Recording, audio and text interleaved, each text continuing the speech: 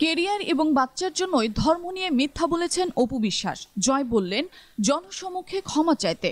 ঢালিউডে আলোচিত জুটি শাকিব খান এবং অপু বিশ্বাসের গোপন বিয়ের ঘটনা 2017 সালে প্রকাশ্যে আসে, যখন অপু বিশ্বাস একটি টেলিভিশন অনুষ্ঠানে এসে তাদের সন্তান জয়কে নিয়ে বিয়ের কথা ঘোষণা করেন।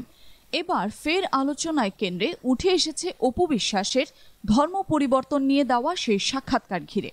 তবে এবার ফের আলোচনায় কেন্দ্রে উঠে এসেছেন অপু বিশ্বাস ধর্ম পরিবর্তন নিয়ে দেওয়া সেই সাক্ষাৎকারকে ঘিরে। সম্প্রতি এক অনুষ্ঠানে অপু বিশ্বাস জানান, তিনি কখনোই ইসলাম ধর্ম গ্রহণ করেননি, বরং হিন্দু ধর্মের অনুসারীই ছিলেন।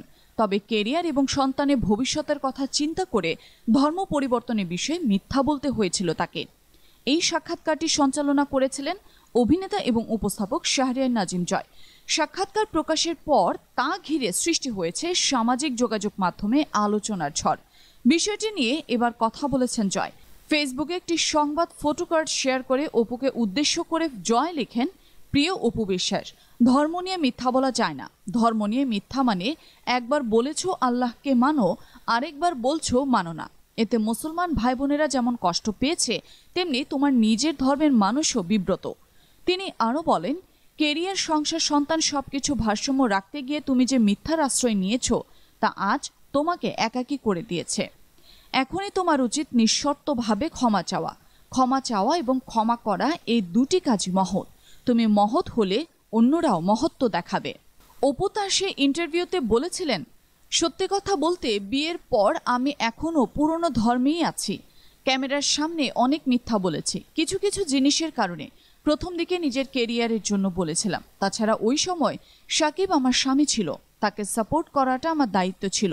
আমরা অনেক প্রোগ্রামে বা শুটিংয়ে একজন অন্যজনকে প্রশ্ন করতাম, বিয়ে করেছো? সেও আমাকে উল্টো প্রশ্ন করত, আমার বিয়ে কবে হচ্ছে? অনুষ্ঠান শেষে রাতে বাড়ি ফিরে রান্না করে খাওয়াচ্ছি। আমরা তখনও স্বামী স্ত্রী ছিলাম। এখানেই শেষ নয়। তিনি আরও বলেন, আমার ছেলেকে নিয়ে যখন লাইভে আসলাম তখন সবাই জানতে পারলো আমি বিবাহিত। সবাই মনে করত আমি যেহেতু একজন মুসলিম ধর্মাবলম্বী ছেলেকে বিয়ে করেছি, আমিও মুসলমান হয়েছি। কিন্তু আমি বিয়ের পর থেকে হিন্দু, কারণ হিন্দু থেকে মুসলিম হওয়ার জন্য যে প্রক্রিয়াধীন কাজগুলো হয় তা সাকিবের পরিবার করেনি। বিয়ের সময় মুসলিম ধর্মে এসে এখন হিন্দু ধর্মে ফিরে গিয়েছি, বিষয়টা তা নয়। মাঝে একটা সময় ধর্ম নিয়ে দর্শকরা মিথ্যা বলেছেন। অনুষ্ঠানে উপস্থাপকের এমন প্রশ্নের জবাবে অভিনেত্রীর সরল উত্তর, আমার ছেলের জন্য মিথ্যা বলেছি। সেই সময় যেহেতু আমার বাচ্চা হয়ে গেছে আর সাকিবকে বিয়ে করেছি, সে মুসলিম, সেই জায়গা থেকে আমি ভেবেছি সংসার ঠিকঠাক থাকুক, যেমনটা বিয়েকে আড়াল করেছিলাম। কিন্তু সময়ের সাথে সাথে বিয়ের কথা প্রকাশ করেছি।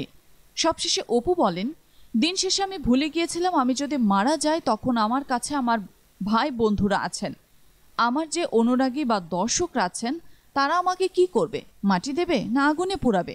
মানুষ তো তখন দ্বিধায় পড়ে যাবে। শাকিব খানের সঙ্গে তো আমার সম্পর্ক নেই, এখন সত্যি বলতে কোনো সমস্যা নেই।